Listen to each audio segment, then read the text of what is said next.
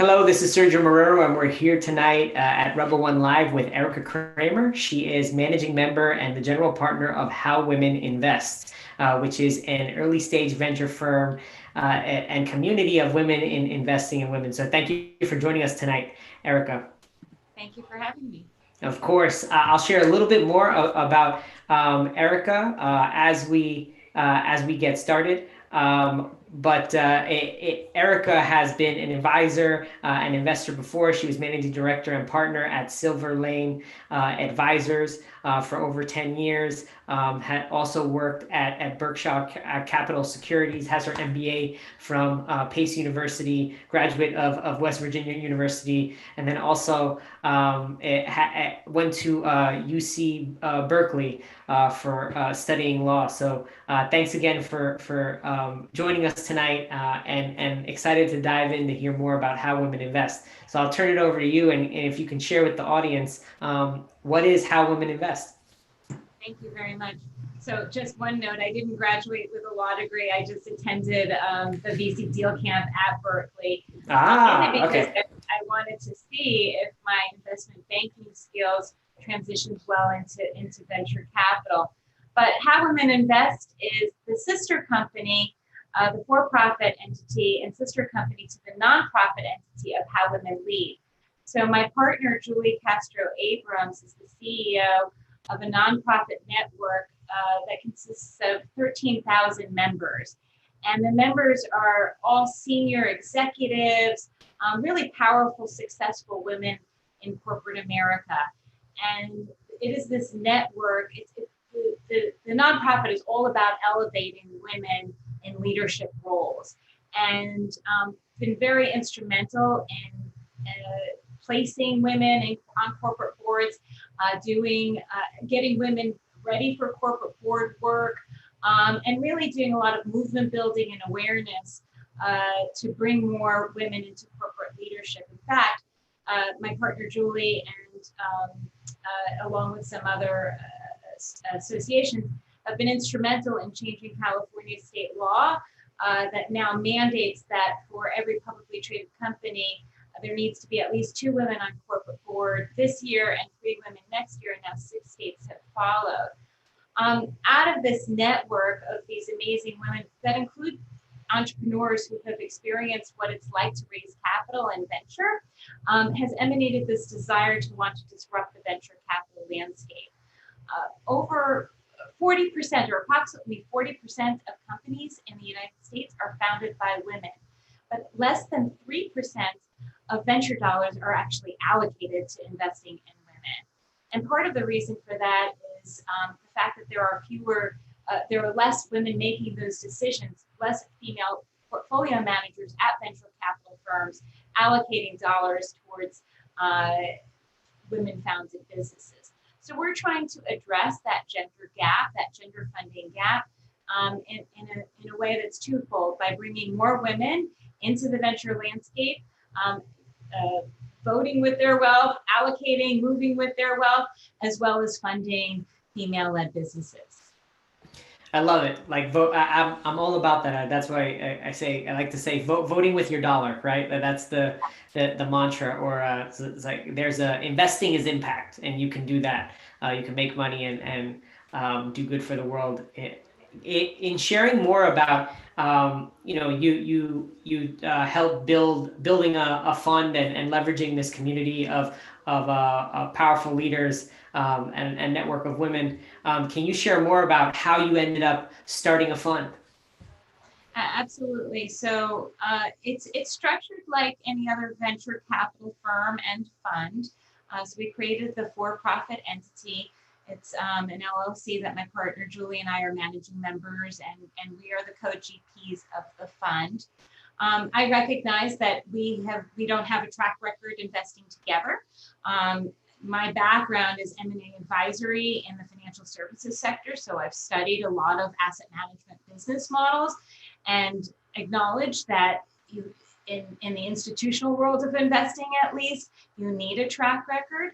So while I have invested in early stage companies, and while Julie has as well, and she actually ran a microfinance business that funded over 6,000 businesses led by women in the Bay Area, small businesses in the Bay Area. So she has a deep track record in it, but we didn't have an institutional track record. So what we did was we created an investment council that is comprised of experienced venture and private equity portfolio managers.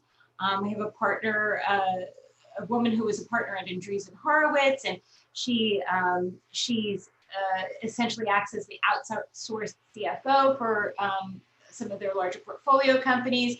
We have a director from a fintech venture firm called QED Investments. We have a woman who spent 25 years of her career in private equity. So it's wonderful because she gives us that late stage perspective of investing. And then we have a woman who's got a technology background, and now she does impact investing herself. So we have a dedicated investment council that approves all of our investment decisions. But in addition to that, the fund is so powerful because we bring our limited partners into the process, and we've had some early adopters to the fund, what we have labeled as founding LPs.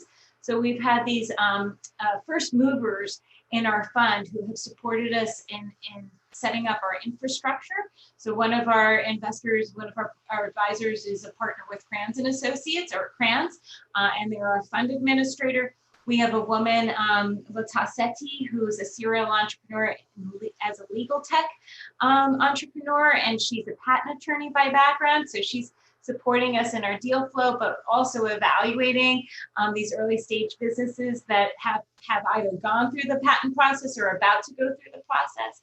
We have Heather Jarahian, who was COO and CFO and led businesses. She's the owner operator of businesses, and so she's helping us with evaluating businesses as well. So and we're doing this because we want to provide more of that investment experience to more women within our network. So of our fund today, we're really proud to say that over half of our female limited partners are represented by women of color. And we bring, or we tap an LP. We ask a lot of questions when we get to know them, or we already know them, and we want to get to know them better. We want to know what their areas of expertise and interests are, because prospectively they serve in the evaluation and due diligence process along with the investment team. And it's such I guess, an eye-opening experience for me. I've studied business models predominantly led by white men, and now I'm meeting all these women-led businesses, so I'm seeing a lot of differences in the way their businesses are presented. But it's sort of eye-opening when an entrepreneur comes to us and pitches and sees this room full of women, but not only a room full of women that actually know and understand what their business is all about, and that could prospectively introduce them to new business relationships, or help with hiring needs and desires. So it's a very, I'm sorry, are you still there, Sergio? Okay, I lost you. Yep, sorry about that. That's okay. So it's very much a fund that's built on an ecosystem. We're leveraging our ecosystem, and we're empowered by it. We intentionally structured the fund as a $10 million fund. And that is because what used to be known as the 99 investor rule under the Jobs Act, and I think you know this well, now allows for up to 249 limited partners. So while most venture capital funds would just cringe at the thought of having to administer for up to 249 limited partners, we're actually empowered by it. We're enriched by it, and the whole experience all around is pretty amazing. I love that, and diving back into exactly that. I'm bullish, and we talked a little bit about this on the role of the crowd, right? And you could say crowdfunding, but I don't want to just focus on unaccredited investors. It's just the role of the crowd and community, right? in really changing and disrupting early stage venture. For people that aren't familiar, the two and standard 2 and 20 model and venture capital really hasn't changed for the last several decades. So can you share a little bit more on you shared a little bit on your approach, but what role do you see the crowd and community having in disrupting early stage venture capital? Thank you.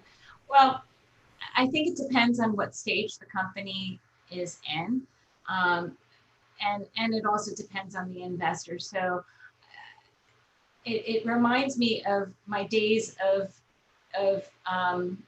acting as an advisor for hedge funds and hedge fund of funds.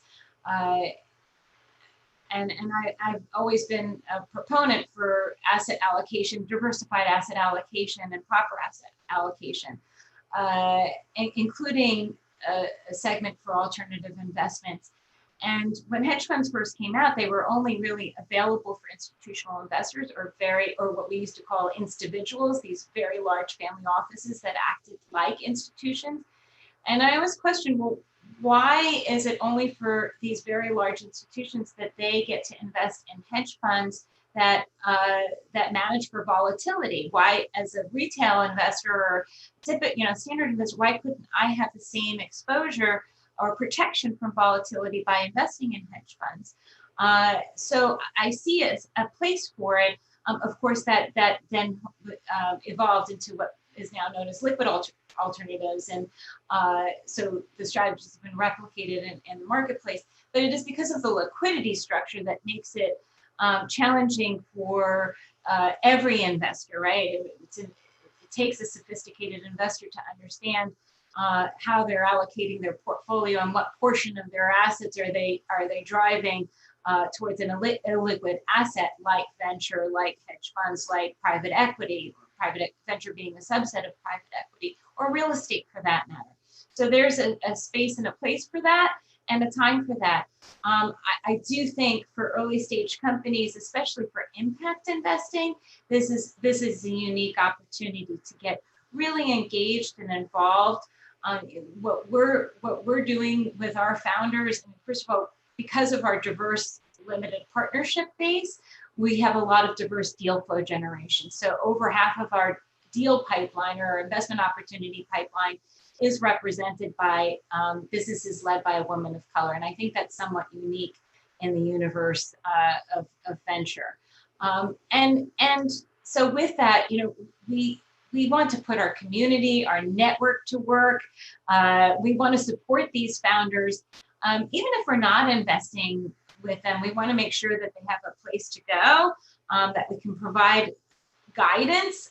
Maybe they're too early to meet our investment criteria, which is we see companies that are, well, one, domestic, two, tech-enabled, but three, revenue generating, and not just revenue generating in an advisory or a strategic consulting kind of perspective, but really in their product or service that they're taking to commercial traction. So we want to see a little bit of that commercial traction before we invest.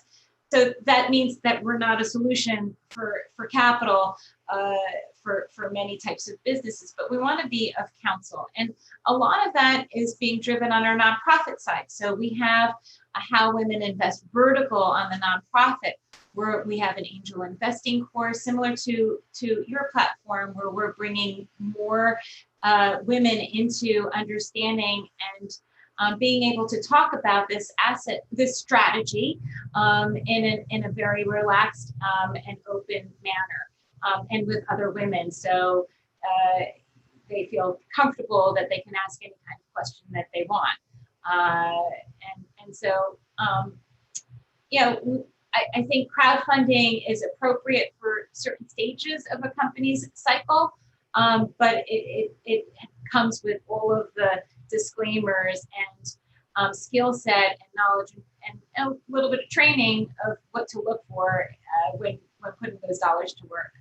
Yeah, absolutely.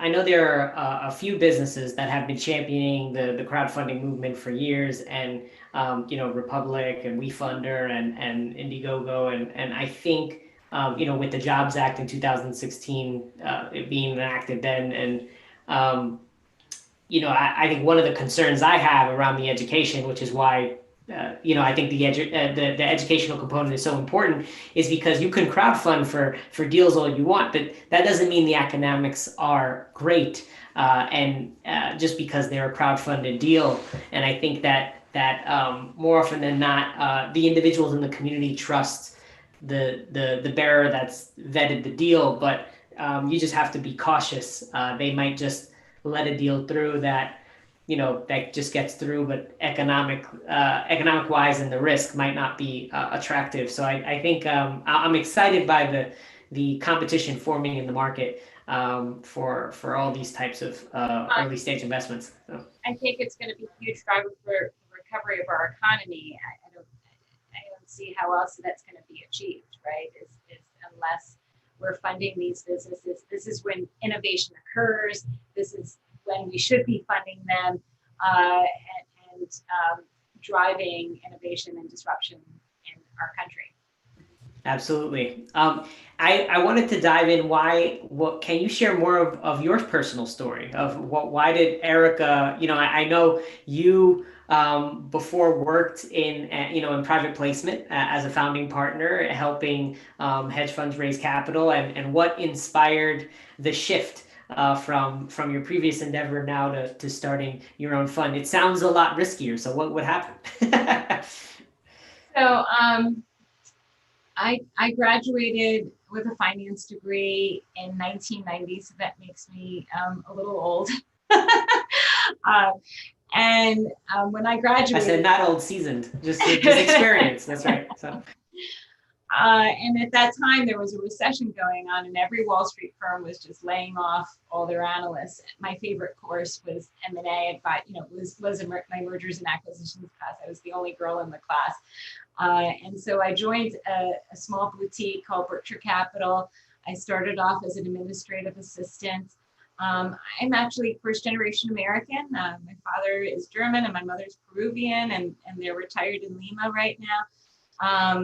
And the first one to complete a 4-year college degree in my family.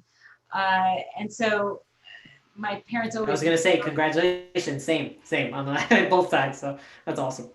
Thank you. Yeah, so that journey, and so it wasn't like we had this whole network of friends and family where all the kids go to an Ivy League school or know what that process is even like. So when I graduated, I started out as a secretary. I had good typing skills, thank goodness, and then quickly worked my way to analyst, and then ultimately partner. And it was a wonderful experience, and I'm very grateful for the mentorship and opportunity that I was provided at such a young age. My partner and I, one of my partners from Berkshire and I formed our own company called Silver Lane Advisors. We were probably one of the few investment banking boutiques run by 2 women and 2 state school girls, for that. We made our mark in the world as sort of the go-to guys for wealth management M&A advisory. And then we had our own liquidity event, sold my equity to my partners, who simultaneously then sold it to Raymond James. So the business that I co-founded is now part of Raymond James. And it's such a unique experience to go through building your own business. The 24/7 aspect. So you're not only just serving your clients or making the product, but you're building a business. And that experience is very enriching. But then to have your own wealth creation event, and then to be able to invest in other female-led businesses and continue that wealth creation event along the spectrum, that's what makes me so excited about what we're doing with How Women Invest, that I get to give that same experience to others. That's and make great. money along the way. There you go. That's what it's all about. How did you meet your co-founder? Can you talk about and how did you meet, and what made you both see that it was a match? So I met Julie through her board programming work. So I sat as a corporate board director for an insurance company called Atlanta Life. And it was just this sort of time when a lot of this awareness and movement building around making sure that there are more, that boardrooms are more diverse or diversified, I should say. So I started doing some work with 100 Women in Finance, and I got connected to Julie, who had this huge mission of bringing more women into the corporate boardroom. So I worked with her on a couple of her programs. How Women Lead continues their board readiness program. And she has said that this is an idea that she has had for a very long time. And Amazing. it was really just about the right time, the right fit, and having a partner that she could work with and making it a reality. That's great. And can you share more about your thesis? I know it's a community of executives who happen to be women that are also backing female founders. Like, can you share more about what inspired that specific focus? Yeah. So we're very much focused on moving the dial. So that 3% metric that I shared earlier, that needs to change. And even more so for women of color, because it's even less than 1% for Black women entrepreneurs. Yet they are the most educated and make more money for their investors than anyone. So it's sort of an odd circumstance to have such intellectual capital in our system and it not being capitalized upon. So that's what we really seek to move that dial to having more female-led businesses being funded. Women raise capital differently than men. We have found that some women feel like they need to present themselves as a man would want them to see themselves presented. We're trying to change some of that mindset. Yes, there needs to be a balance, and you need to be able to demonstrate what your commercial traction is all about, and you have to be able to articulate how you're going to make 10 times a return on our investment. But so women get there, but they just do it a little bit differently, and it's not always recognized in the current system, and that's what we're trying to affect change with. And when you say they do it a little bit differently, can you share? So, do you have an example or share some color for the other emerging investors? Well, women will sometimes wait longer to raise outside capital.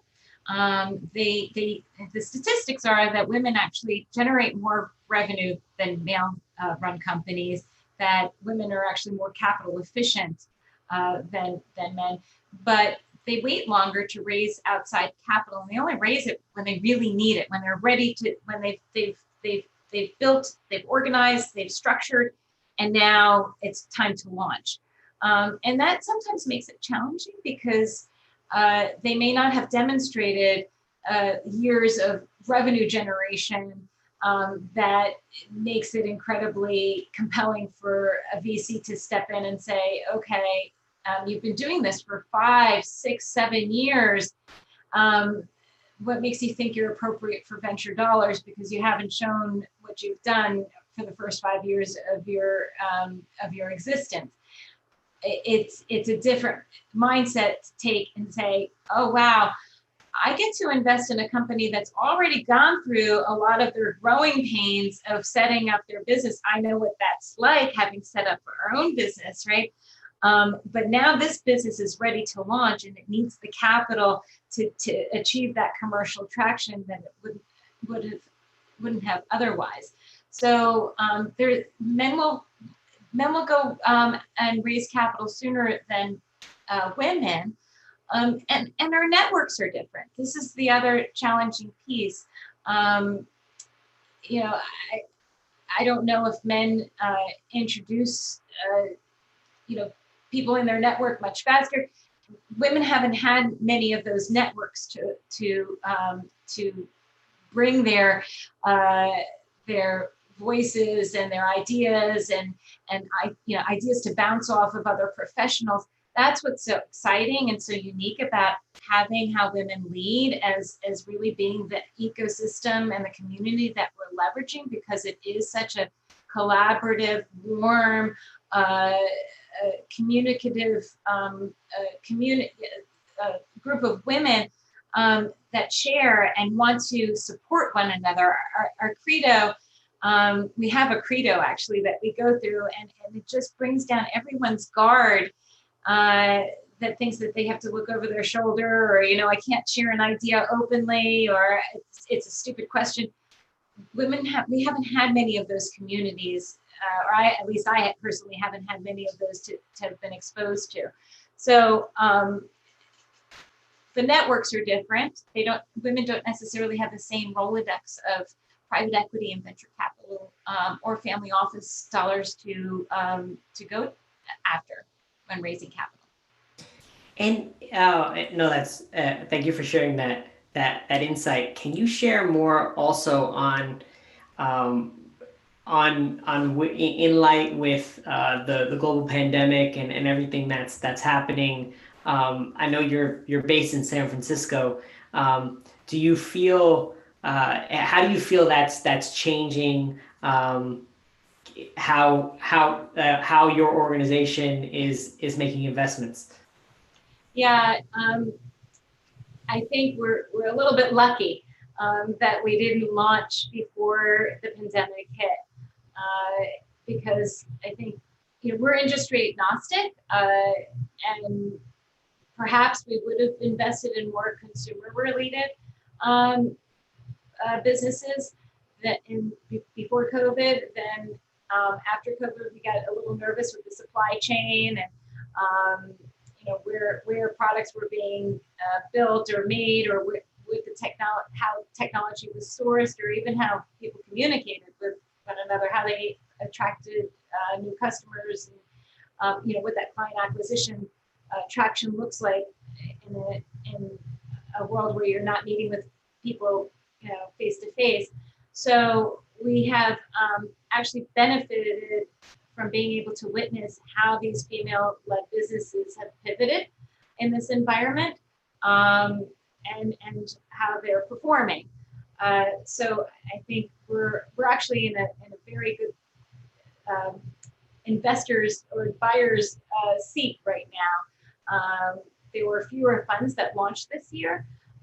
It's another thing that we're super excited to have launched in such a short period of time during a pandemic. But I think that speaks to our community and the need and the desire to want to invest alongside investment objectives that are, of a female value system. And so I think that we've just been really lucky that we launched when we did. We're seeing businesses demonstrate how they're going to succeed during a pandemic, and some of the businesses that we're looking at have thrived as a result of the pandemic. They are much more tech enabled, so we're focused much more on enterprise platforms and B2B solutions than we were on more consumer related businesses, direct to consumer type businesses. Great. And if you're looking at everything that's changing with like you said, you guys are squarely focused on enabling more female founders, right? Taking a step back in the work you're doing in the ecosystem, what else needs to change to dramatically shift the needle, not just incremental, but make the monumental change that I feel like all the protests that are happening for the Black community have brought to bear and forced people to say, what can we do now? But I also think that holds true for many communities, including women founders. So what more needs to happen if you were to be bold and say these are some of the big things that need to shift? Yeah, no, I think it's this continued movement building and awareness for not not just the evolution of our ecosystem of genderless investing, but also as we're co-investing with other venture capital firms and how they think about how they look at their own systems of evaluation and due diligence processes, the questions that they ask of entrepreneurs. I think some of that just becomes contagious, and we start to move the dial a little bit or slowly. I think what needs to change, though, is similarly to what Julie, my partner, and How Women Lead has done in terms of legislative action in California.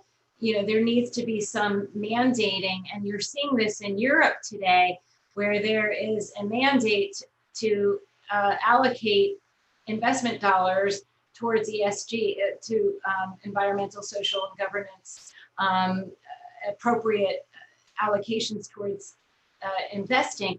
Similarly, I think here we need to have some mandates that where the institutional allocators are mandated to invest in minority and underserved communities, or at least the portfolio managers and money management firms that are investing in these businesses.